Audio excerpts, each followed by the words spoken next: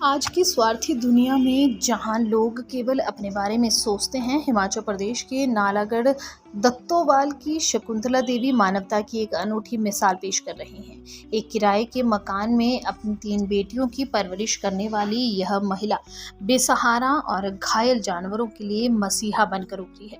शकुंतला देवी, जो पहले भजन गायिका थी, आज 25 से अधिक आवारा कुत्तों की देखभाल कर रही हैं। उनके इस नेक कार्य ने न केवल बेजुबान जानवरों को नया जीवन दिया है, बल्कि समाज के सामने करुणा और सेवा की एक प्रेरणादायक कहानी भी पेश की है। शकुंतला देवी की कहानी तब शुरू हुई जब उन्होंने सड़क पर एक घायल जानवर को देखा। उनका पशु प्रेम उन्हें उसका दर्द देखने की इजाजत नहीं दे सका। उन्होंने उस जानवर को घर लाकर उसका इलाज करवाया और उसकी देखभाल शुरू की। यह छोटी सी शुरुआत आज एक बड़े मिशन में बदल चुकी है। शकुंतला अब तक 25 से अधिक कुत्तों को अपने संरक्षण में ले चुकी हैं, जिनके लिए उन्होंने 10,000 प्रति माह किराए पर एक अलग मकान लिया है। इस मकान में वह इन जानवरों के खाने पीने, इलाज और देख रेख की पूरी व्यवस्था करती है। जब हमने शकुंतला देवी से बात की तो उन्होंने बताया, मैं किसी भी जानवर का दुख नहीं देख सकती। जब भी मुझे कोई घायल जानवर दिखता है, मैं उसे उठाकर घर लाती हूँ और उसकी सेवा करती हूँ। हालांकि इस नेक कार्य में उन्हें कई चुनौतियों का सामना करना पड़ रहा है। अपनी 3 बेटियों की पढ़ाई और घर के खर्चों के साथ साथ वह इन जानवरों की देखभाल के लिए कर्ज ले रही है। पहले वह भजन गायन और जागरण से अपने परिवार का खर्च चलाती थी, लेकिन अब यह कार्य छूट चुका है, जिसके चलते उनकी आर्थिक स्थिति कमजोर हो गई है। शकुंतला ने बताया कि उन्हें स्थानीय प्रशासन या किसी सामाजिक संस्था से कोई सहायता नहीं मिली है। कई बार उन्होंने प्रशासन से मदद की गुहार लगाई, लेकिन उनकी मांग अनसुनी रही। वर्तमान में वह 40 से अधिक बेसहारा कुत्तों की देखभाल कर रही हैं, लेकिन गर्मी के मौसम में उनके मकान के पंखे खराब हो चुके हैं और पानी की समस्या भी बनी हुई है। कोई प्लम्बर या इलेक्ट्रीशियन उनकी मदद के लिए आगे नहीं आ रहा। शकुंतला ने सरकार और सामाजिक संस्थाओं से अपील की है कि इन बेजुबान जानवरों के पालन पोषण के लिए उन्हें आर्थिक सहायता और एक उपयुक्त जगह उपलब्ध कराई जाए। वह कहती हैं, लोग आवारा कुत्तों के पास जाने से डरते हैं, लेकिन मैं उनके दर्द को समझती हूँ। मुझे डर तो लगता है, पर पशु प्रेम मुझे उनकी सेवा के लिए प्रेरित करता है। उनकी यह निस्वार्थ सेवा समाज के लिए एक प्रेरणा है। शकुंतला की आर्थिक तंगी और संसाधनों की कमी के बावजूद उनका यह कोशिश दर्शाती है कि मानवता और करुणा अभी भी जीवित है। नाम शकुंतला देवी है। सर, मैं 2020 से ये सबसे पहले एक बच्चा आया था ना, बीमार बच्चा, उसके बाद आज दिन तक सर 2020 से लेके आज दिन तक मेरे पास 40 बच्चे हो गए हैं। मुझे जो भी बच्चा कहीं भी कोई बीमार है, कीड़े पड़े हुए हैं, एक्सीडेंटल है, कुछ भी है, मुझे कोई भी दिखता है, मतलब ऐसे कि जिसको नीड है, मैं उठा लेती हूँ और मैं उनके ट्रीटमेंट कराती हूँ। और फिर सर बाहर छोड़ने के लिए कोई जगह है नहीं, सेफ जगह होती नहीं है, फिर मैं अपने पास रख लेती हूँ। और अब सर मेरे पास अपना घर भी नहीं है, फिर अपने लिए अलग से रेंट पे लिया है रूम, और ये मैंने दोनों मंजिलें ना इन बच्चों के लिए ली है।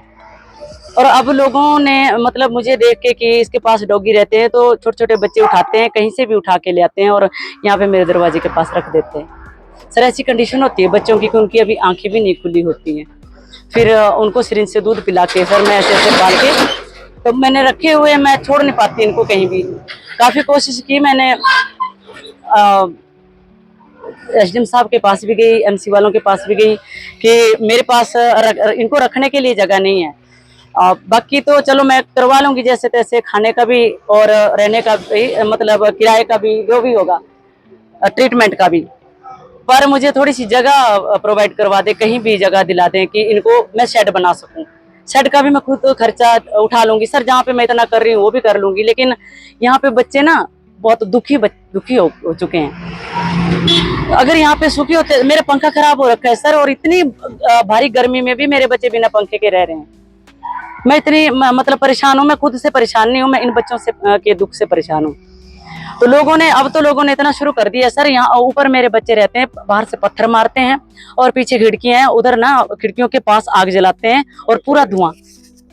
पूरा धुआं बच्चों के अंदर कमरे में इतनी मतलब घुटन होती है बच्चों को ना, और बाहर से पता नहीं क्या फेंकते हैं सर। बच्चों की ना आंखें मतलब 2-3 दिन के बाद खुलती है, एक की अभी तो आंखें नहीं खुल रही है, मुझे नहीं पता क्या। अब मैं खाना खाने भी जाती हूँ सर घर में, तो सर अब मैं हार चुकी हूँ सर।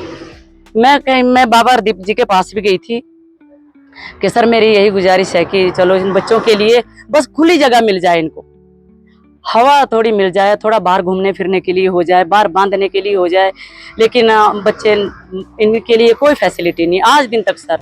अभी जैसे देखा है कि 40 बच्चे बता रहे हैं आप, जी जी सर जी। इनका खर्चा कैसे मैनेज करते हैं, उनके खाने पीने का, और कहाँ से खर्चा आता है, और कितना खर्चा आ जाता है आपका मंथली पर डे के हिसाब से? सर पर डे के हिसाब से 250-500 तो चपाती आ जाती है 5 रुपए के हिसाब से, और 50 थैली दूध की आ जाती है पूरे दिन में। और सर यही ये जो मेरे पास अंदर है ना बच्चे, यही खाना नहीं खाते हैं। 10 बच्चे मेरे बाहर से भी आते हैं, 10-12 बच्चे बाहर से भी खाना खाने आते हैं, और उनके लिए भी खाना रखना पड़ता है, कहीं देना पड़ता है दूर जाके। तो सर दही भी आता है, 3-4 पैकेट तो दही के भी आएंगे दिन में, लस्सी भी आएगी। फिर कुछ बच्चे ऐसे हैं जो खाना खाते ही नहीं है, वो पेडिग्री खाते हैं, वो फीड खाते हैं। फिर कुछ फ्रूट खाते हैं, पपाया खाते हैं, वो भी खाना नहीं खाते हैं। तो सर अब आइडिया लगा लो, अब कितना 10,000 रेंट भरना पड़ता है, फिर ऊपर से सर इनके ट्रीटमेंट है।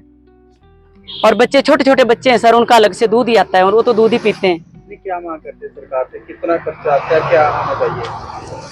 सर मैं सरकार से यही मांग करती हूँ कि ठीक है, मुझे किसी ने कहा नहीं है कि आप ये बच्चे उठाओ, इनके ट्रीटमेंट कराओ, मुझे सिर्फ दया आती है और मैं देख नहीं सकती है इस हालत में। तो सर ये सब कुछ देखते हुए ना, मैं इनको छोड़ नहीं सकती कि मैं जिसको नीड है मैं उसको छोड़ दूं और मैं आ जाऊं। मेरी इतनी कंडीशन खराब होते हुए भी मैं उठा लेती हूँ, ये मेरी मजबूरी है कि मुझसे देखा नहीं जाता है। मैं सरकार से यही मांग करती हूँ कि अगर हो सके तो, जैसे मैं कमा नहीं पाती हूँ सर, कुछ इनके राशन पानी का सर, इनका खाने पीने का भी मुझे अगर हेल्प मिल जाए तो भी ठीक है। और रहने के लिए इनको ऐसी जगह दे दी जाए कहीं भी कि सर जहाँ पे मेरे बच्चे खुश रह सकें, मतलब गर्मी भी ना लगे और सर्दी भी ना लगे। इनका अरेंजमेंट ऐसा किया जाए कि कहीं भी लोगों को भी परेशानी ना हो और हमें भी परेशानी ना हो, इन बच्चों को भी परेशानी ना हो। सर मैंने काफ़ी संस्थाओं में भी कोशिश कर ली रखने के लिए, लेकिन सभी मना करते हैं। जैसे इनको आप खुले में छोड़ सकते हैं? सर खुले में छोड़ना क्या है ना सर, कि जैसे डॉगी है, यहाँ पे डॉगी है, मान लो इधर 50 मीटर के एरिया में डॉगी है ना, तो यहाँ का डॉगी अगर वहां जाएगा तो वो रहने नहीं देता है। ये एक दूसरे को नोच काटते हैं, खाते बहुत है, काटते हैं। और आप थोड़ा सा दिखाएंगे सर तो रोड मेरे यहाँ पे साथ में है, ये भी दिखा देना सर बाद में। तो यहाँ पे बच्चे अगर मैं बाहर भी निकालती हूँ ना तो गाड़ियाँ हिट करके चली जाती हैं। अभी रात को सर एक बिल्ली बेचारी, वो मेरे पास दूध पीने आती है, वो बिल्ली मरी हुई है, अभी मैंने उसको रात को दबाया ले आके। ऐसे सर रास्ते में मुझे एक्सीडेंटल जो बच्चे मरे हुए थे मैं उनको भी उठा के दबा देती हूँ। तो सर इनकी मतलब ये बच्चे सुखी नहीं है मेरे पास, सिर्फ इनको खाना मिलता है, ट्रीटमेंट मिलता है, और गर्मी में मर रहे हैं अंदर।